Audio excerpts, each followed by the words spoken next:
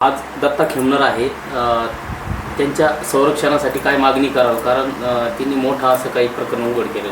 आता महाराष्ट्रभरचे मोठ्या मोठ्या नेत्याला ज्या कॅप्टन खरातनी वेड्यात काढलं आणि त्याची प्रॉपर्टी जर आपण पाहिली तर हजारो कोटीच्या घरात त्याची प्रॉपर्टी आज निघती आहे. अशा भोंदूबाबावर सर्वात पहिले खबरदार पुढारीच्या माध्यमातून दत्तात्रय खेमनर यांनी त्याच्यावर महिलेवर त्यांनी लैंगिक अत्याचार केले अशी बातमी लावली होती.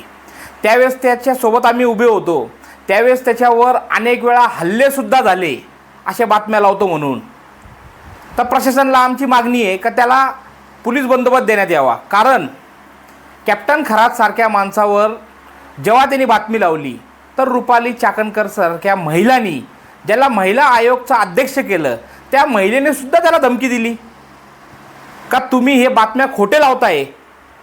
त्यावेळेस जर हे सगळं उघडकीस आणलं असतं तर ज्या आमच्या आत्ता ज्या महिला आहे मोठ्या प्रमाणात ज्यांनी बलात्कारचे गुन्हे दाखल केले, हे बलात्कार सगळं थांबले असते. जेवढा कॅप्टन खरात जबाबदार आहे या सर्व गोष्टीला, तेवढीच रुपाली चाकणकरसुद्धा या गुन्ह्यामध्ये जबाबदार आहे. त्यांच्यावरसुद्धा गुन्हा दाखल केला पाहिजे होता. त्यावेळेसच जर तुम्ही खबरदार पुढारी पत्रकाराची जर दखल घेतली असती तर हे पुढचं सगळं घडलं नसतं. तरी आता जे घडलं ते घडलं.